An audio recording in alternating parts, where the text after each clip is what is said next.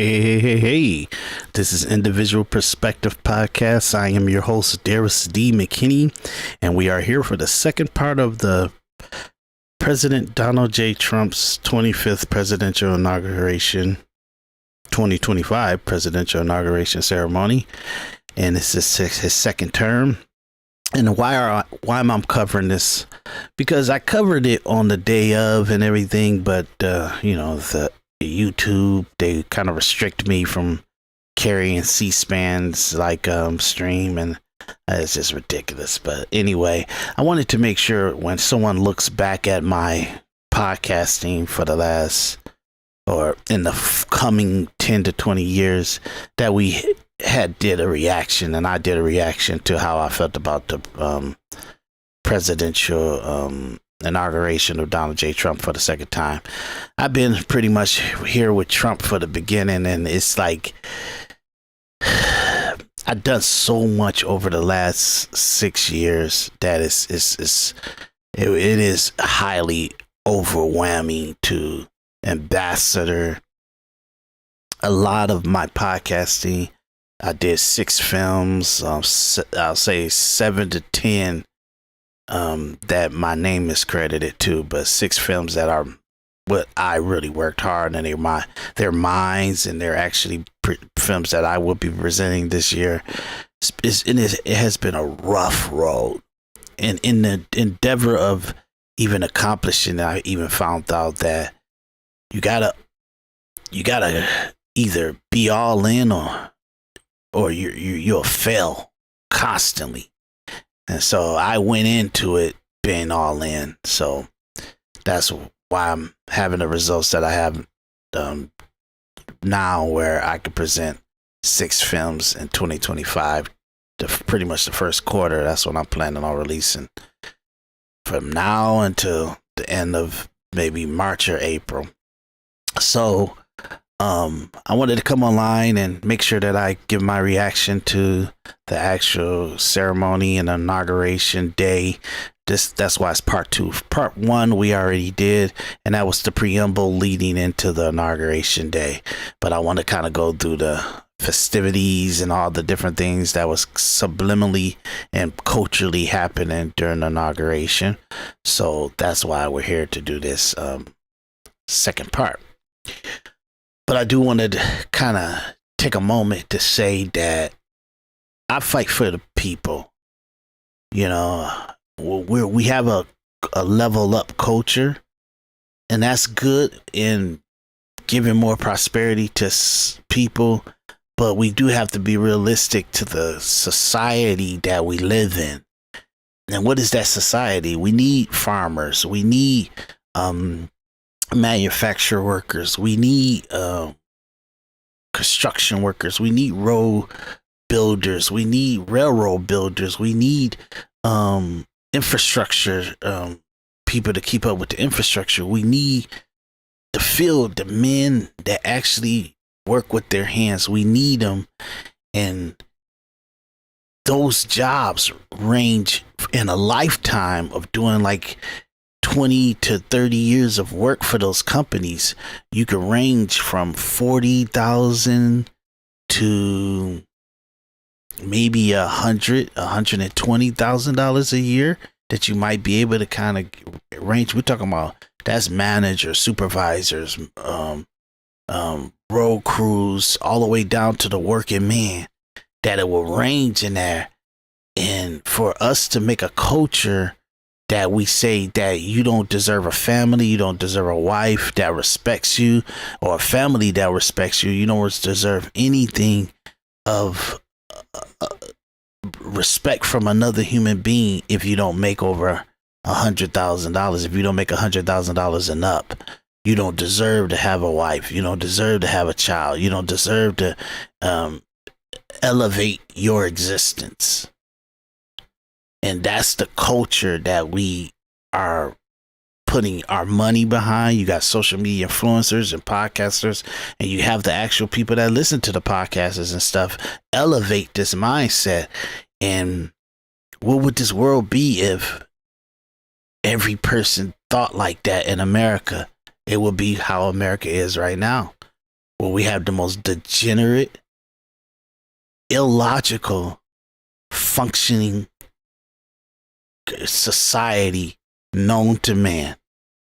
It is really backwards. Everything that we're doing is backwards. And they say, well, how can we, what's the thing that we could do to make it all right? The world got to end. That's the only way you're going to balance this out. That's the only way you're going to give a correction to it. We so far down the rabbit hole in destruction to ourselves and destructions to the purpose of a man and a woman or a human being to another human being. We so down the rabbit hole on the disrespect of just being beings interacting with each other. So the only way you could self-course correct that is everything got to come to an end. So if the apocalypse is not coming, or a meteorite is not going to come down and strike the earth, or Jesus, he's not going to come down and have judgment day, then we got to get through this the best way we can, and that's self-preservation. I didn't feel it was like that. I really didn't look at life like that. I thought it was like a collective of people coming together, doing something great and something big and moving forward and everything. But no, if I learned anything for the last 6 years, I put my hand deep into it, deep into society, deep into business, deep into the culture, deep into how people interact with each other. What's the manipulation? What's the subliminal messages and subliminal things that are going on around you that are impulsive to the people that's around you? I'm talking about good people into bad people. So like great citizens to the most degenerate drug lords and all that stuff. And I'm telling you, all of them, with one thing they got all in common is a high probable outcome of self-preservation. You know what I'm saying? Meaning that at a certain time, if it's self-preservation is a little easier or more attainable to destroy you, you can have somebody very close to you, like throw a grenade in a room in the best hopes that it is a big situation and they will be less, possibly they could be less shrapnels that would hit them, but they live to say, hey, I want to teach y'all a lesson. You get what I'm saying? I know that's a metaphorical derangement that I just said, but that's what it looks like to me. It looks like people sabotage themselves in order to sabotage the actual driver, the ambitious person, the actual person that got it. And so they can equalize the valuation if they feel there's no evaluation of greatness. Some people are meant to be used. You get what I'm saying? I feel that we live in America, so it's enough for everybody, and we can win together, because it's hundreds of billions of dollars right around the corner getting thrown away to stupid stuff. People purchase a $50,000 dinner plate for a fundraiser or inauguration or a campaign or something like that. And you got that kind of money that's pretty much in almost every city in the state. And you need $10,000 or $20,000 or $50,000 or $100,000 to magnify your ideal of your business and your entrepreneur endeavor that you want to get into. So the money's there, but how your culture and how your surrounding is conducting themselves, what's the mindset, and how do you guys articulate to each other will be the reason why you can't get your hands in the right area and the right pots, connect with the right people that can make things work a whole lot smoother. And I left it to a lot of the people that call themselves businessmen and executive producers and producers to kind of go out there and get value to your name, give value to your value like that. And whatever I say I need, I get it. It's not up for debate.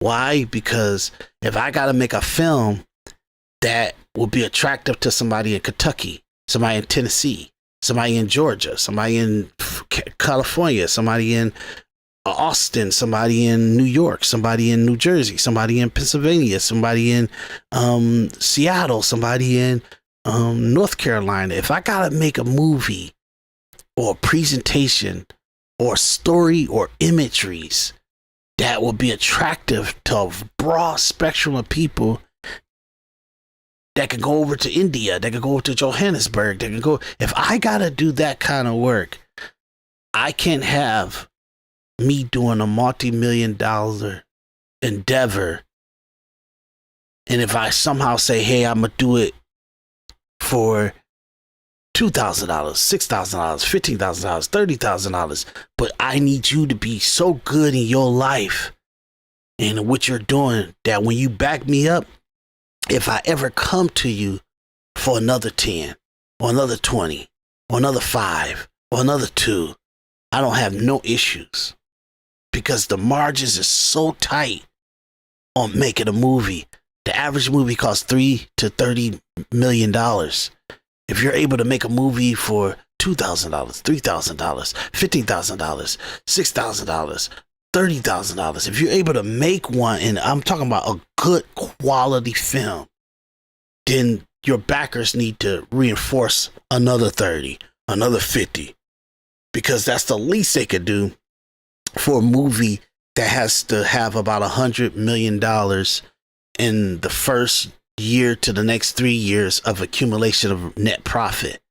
Now I'm talking about that's the lowest amount. If that's the outcome you want, you need to put a little muscle behind it, not what you think it needs. You gotta allow the person with the vision, the direction, the actual person that knows what to do and did it. You gotta let them drive the necessities. And I'm pretty frugal, so I can do some magnificent stuff with very small amount. But I found that you want people that want $100,000 to $200,000, $300,000 return, but all they put in was $2,000, $5,000, $15,000, $30,000, and you want that kind of money back? Like, well, that means that you're relying on me to write something that's attractive, to film something that's attractive, to cast something that's attractive, to edit something that's attractive, to do artwork and to present the package that's attractive. So I'm about 70 to 80% of the value that would be seen by the public, that would give you the accumulation of viewership and a following and a market. So the director, the writer, the cinematographer, the editor, the person that creates what it is, that person is what makes their vision, their storytelling, their presentation is what makes the audience enjoy the content and tell a friend, tell a family member, communicate it to elevate 10 extra people from themselves to go watch that. So if that's what it takes to make a professional film, then you don't tell me what the guardrails and the structure to present a quality and what's the vision of the film. So, but even me saying that, I find that you got to drive you have to be willing to just walk away from everybody and drive what you're trying to do, because only you know the path and what's needed. And I always say, I'm not doing any fantasy stuff. I'm doing what's in the power of my ability to do.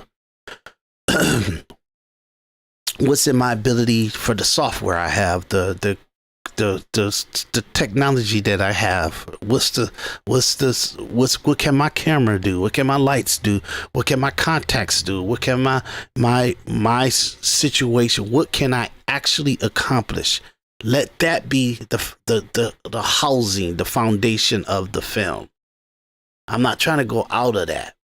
So if I say I need to do this, no, we need to make that scene tighter. Oh, we need to do more B-roll. Oh, no, we need to have better music. Oh, no, that got to have better graphics to it. Oh, if I say that, I'm not saying it because I want it.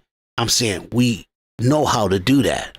So we got to slow it down so we can do our work the right way to have better graphics, to have better sound. Because we already know how to do it, make the music. We already know how to do the graphics. We already know how to take a drone and do B-roll or take a camera to do B-roll. We already have all this. So take your time, execute on what's the presentation telling you that it needs to present a quality and enjoyable product for the viewer. Do it. And I do it very, very cheap. Some great cinematic, great value stuff, very cheap. And I get fight back because everybody want to just it's like throwing spaghetti against the wall, seeing what sticks when you throw stuff on Tubi. And for me, no, we're going to have something that's attractive to the industry in the inner city, people that's enjoying the ghettos of ghetto Tubi movies. They're going to enjoy it, all of them. And I structured it like that. I wrote it. I filmed it. I cast it in that in mind to play to the lowest quality viewer to the highest quality viewer. And that's how it looks. I know I didn't mean to go so long into that discussion, but it tells you, because I always ask myself, like, when people are in the era of Trump, like, what are you thinking of? Because this is an aggressive and a very independent individualism era that we living in with Trump. He's for the individual person, and for us to kind of like not advocate that, or not even advocate it, for us to not communicate that that's the conversation that's been had right now, it's pretty crazy. You know what I mean? I never understood that. So we're going to get started on the videos, and I'm sorry for taking you guys through my mindset and doing a 15 to 18 minute rant about mindset of even just treat yourself well. Understand that you are the answers to the please understand that you are the answers to the questions you're asking. You are.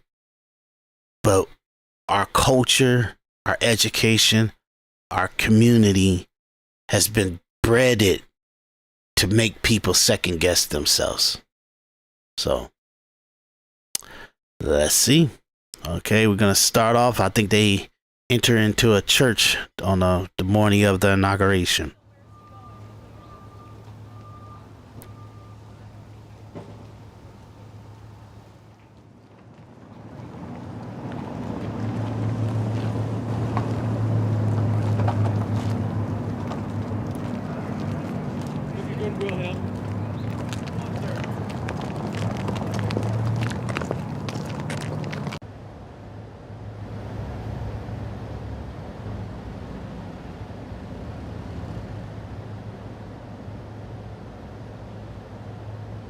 JD Vance.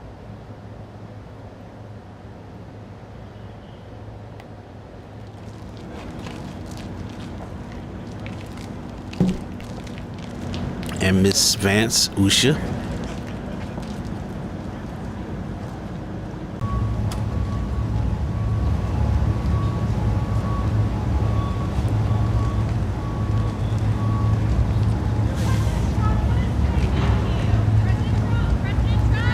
President Trump?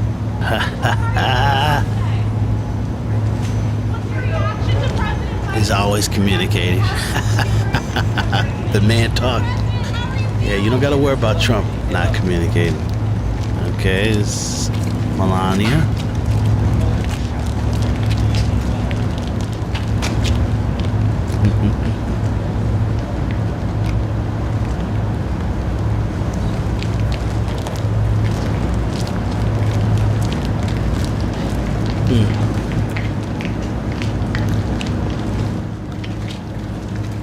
Boy.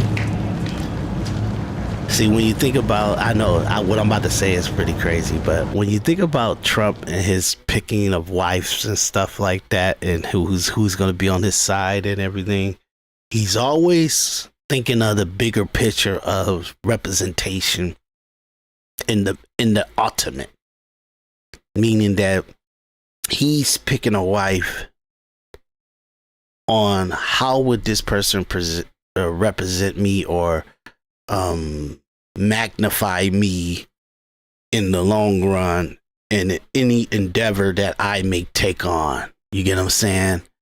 So his pickings will be, hey, for long term, you know what I mean?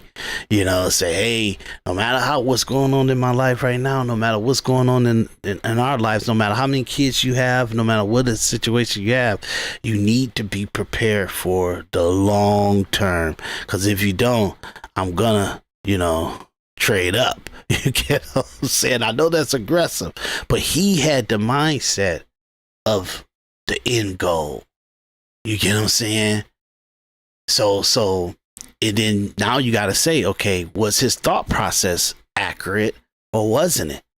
Was his mindset in 1980 and 1990 was about who's going to be on his arm, who's going to be his wife, how his wife needs to present herself, how she needs to look? Was his mindset accurate in 2025? That's what you got to ask yourself.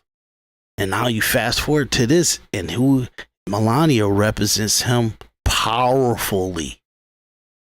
Like you got JD Vance, his wife and stuff like that.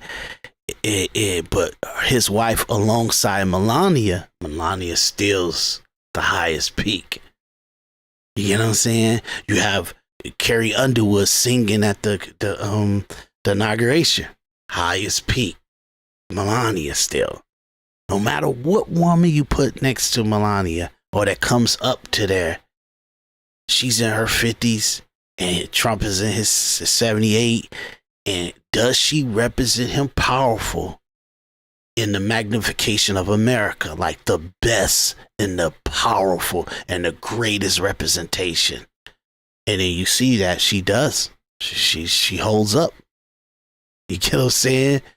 So look, you guys, I'm being very honest. That's how you have to look at his decisions of his wives and the trials and tribulations that he goes through to pick the women that will be connecting with him and feeding off of him. And you get what I'm saying? So and she happened to be, she's a strong woman, so she's very masculine in a lot of her things, but she know how to be demure.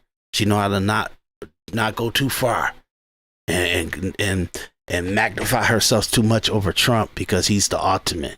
She can never be Trump. She can never give Trump the success he has. So she knows she got to subdue herself to he is the ultimate. And I need to respect that, and I need to always have a certain kind of psychology to conduct myself. Now, I truly feel like she, even after his first term, I think she was ready to probably leave because it was so overwhelming. But at the same time, this is just my speculation, because a lot of stuff I see from her lately and everything, I think she was in the fight with him. I really do. But sometimes I feel like maybe she was kind of about to take a jump. If he lost this election, she was going to take a jump off the ship. You get what I'm saying? She was going to try to go on her own. But at the same time, when he won, it let her know that he's more valuable than she even thought he was to his legacy and what he is to the people and what he is to America. And she had to check herself and say, from now on, I don't second guess this man for the rest of my life and for the rest of his life. And I'm thinking that's my perception. That's my perspective. And I just wanted to say that because when you look at this, you gotta, it's a bigger picture. It's a bigger story. It's a bigger conversation that's been had.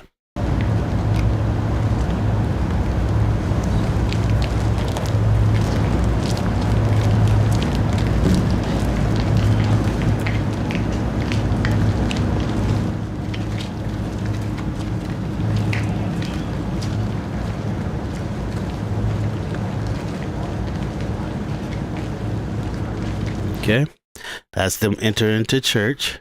Okay. Go. Excuse me. Let's go into the next clip.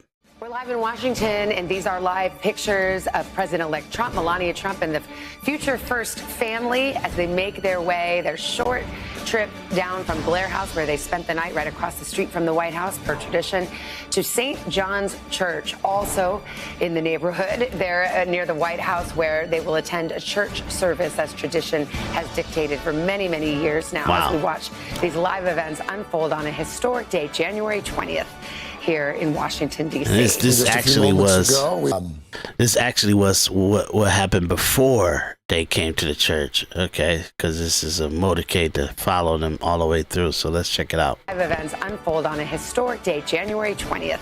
Here in Washington, D.C. And just a few moments ago, we saw the next vice president of these United States, J.D. Vance, and his wife, Usha, walking into St. John's as well. This is going to become quite the familiar scene here in our nation's capital. The caravan of SUVs making their way through these streets. However, it is a federal holiday, so not as much traffic here in Washington as usual. Martin Luther King Day. This is, I think, the third time in history that Martin Luther King Day has coincided with an inauguration. Happened first with Bill Clinton and happened again the second term of President Obama. And now, as we await our first sighting, perhaps this morning, of President-elect Trump, the once and future president, as he's about to get started with this day's events. So much tradition and some events, some changes that are dictated by the weather and some dictated by Mr. Trump's personal style. And here he is, the president-elect, departing the motorcade as he makes his way into the church known as the Church of the Presidents. This is the first time that we have seen President-elect Trump this morning. He will go inside, worship there at St. John's. And there she is, the First Lady of the next First Lady of the United States, Melania Trump, there by his side as they make their way into that house. Again, that's just right across the street from the White House, being greeted there, presumably by one of the ministers there at St. John's. They do call it the Church of the President. Every single president, I think going back probably 70, 80 years, has attended services at least once inside this church, if not their inaugurals. Most do this inaugural service, but not all. And in fact, there's a row 54, that is the president's pew. And it's always reserved in case the president wants to come over and attend church service. Okay.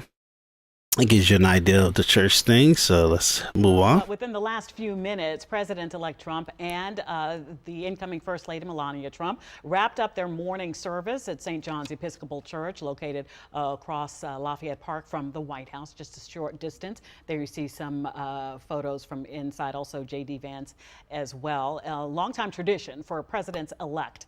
These are, again, some photos coming into the newsroom now. You see... I see Marco Rubio there. His son Barron next to his parents, Ivanka Trump.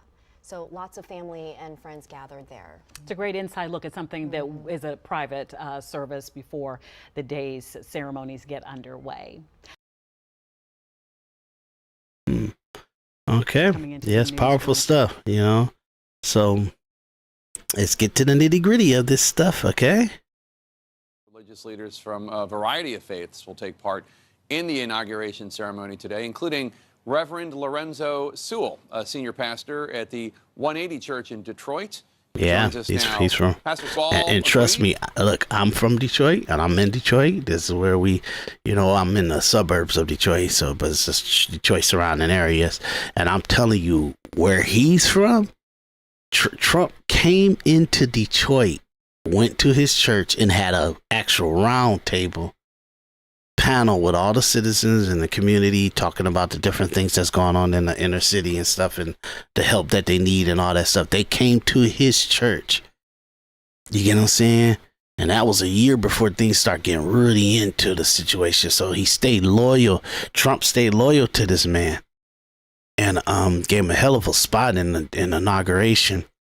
But I want you guys to know where his church is and where Trump came into town to talk to him. And even for them two to even kind of come in contact with each other, I'm telling you, Trump went into the hood, like the real dangerous messed up places in the hood. Even just to drive there is a good thing because Trump get to see really the conditions of Detroit.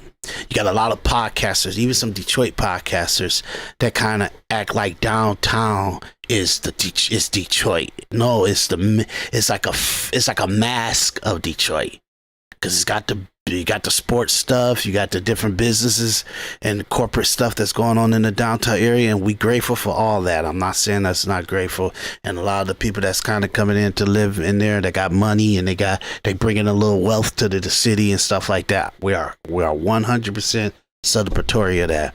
But for podcasters and social influencers and people that actually understand the plight of Detroit, we should not cover the real conditions with a mask because we want a persona. You know, the truth of the matter is 70 to 80% of Detroit is dog shit. It's terrible.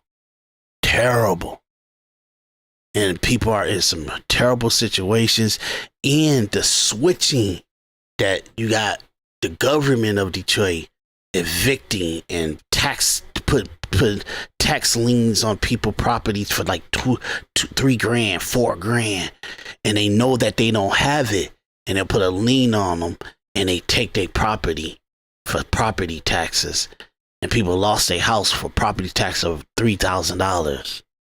You know what I'm saying? And stuff like that. That stuff's happening so it's been going on for about 4 or 5 years in Detroit. Brutal. A lot of people lost property.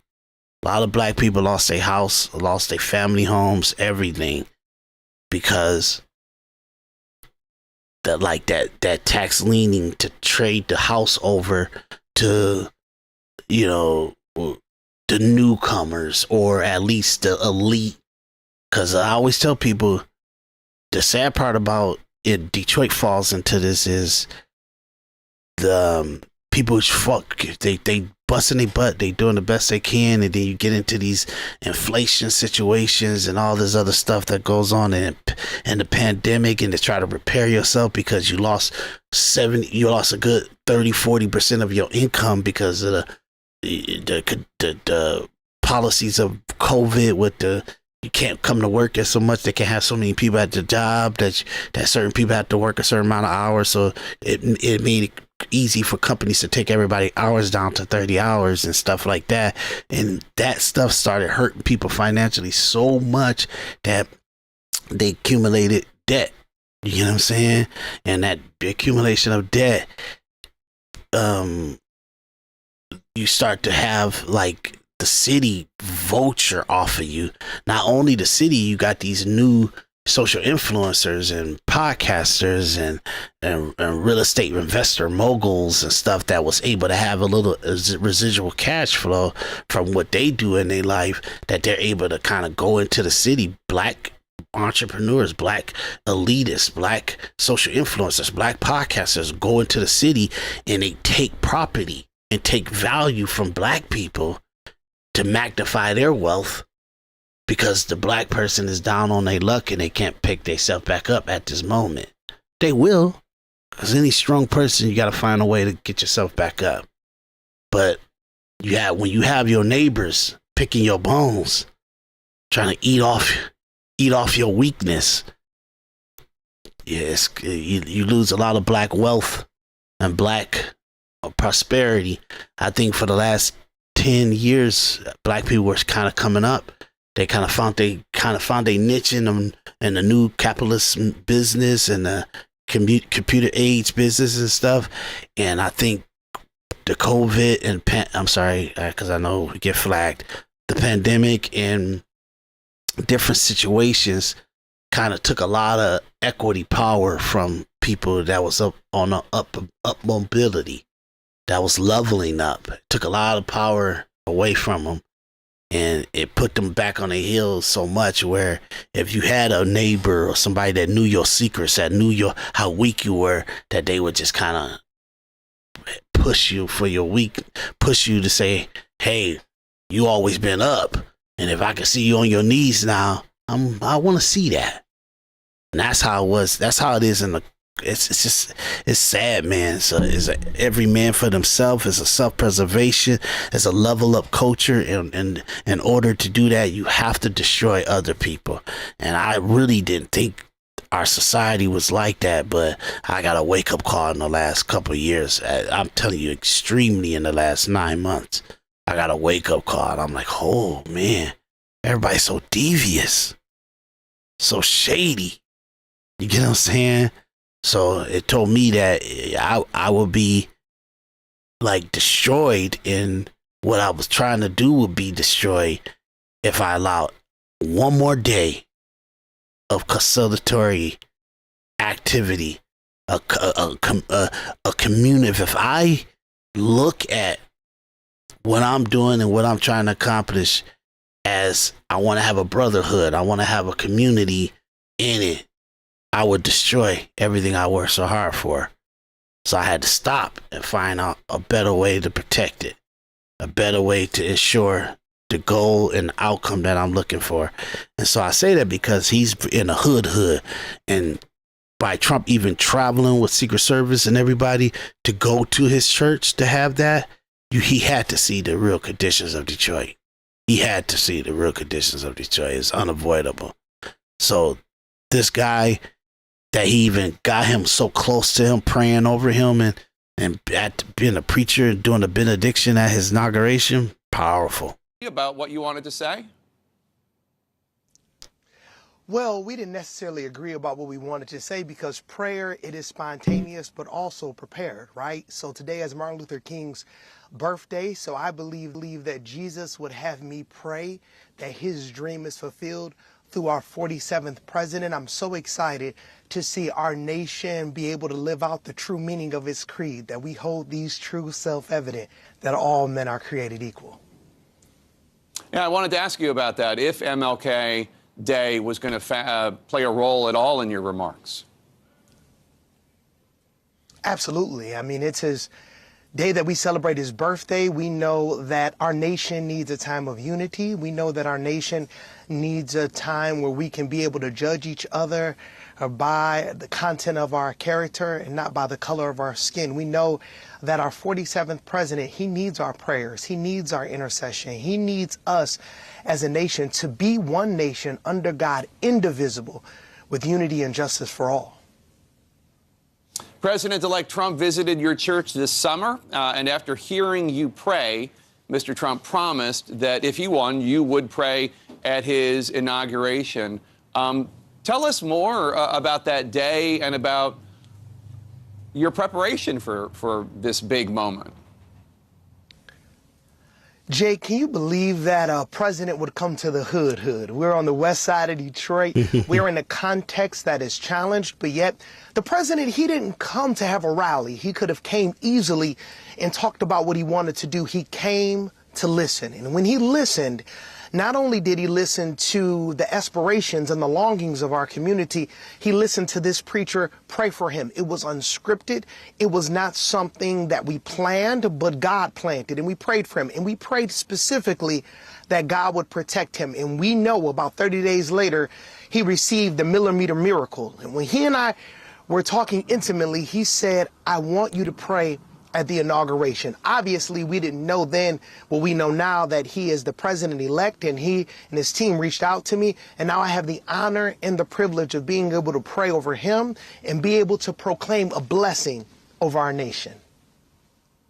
The millimeter miracle, of course, a reference to President Trump narrowly, thankfully, dodging that assassination attempt against him in Pennsylvania on July 13th. Best of luck to you, and God bless you, sir. Thank you so much for joining us.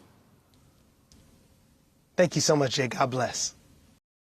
Okay, so the next thing we're going to get to the inauguration, them arriving at the White House to have their little tea with Biden and all that good stuff. So the next clip, so I'm going to actually stop it right here, and I'm going to come in to make sure that I give a clearance to that. And at the same time, I need to do something in the back end to make sure everything goes smooth.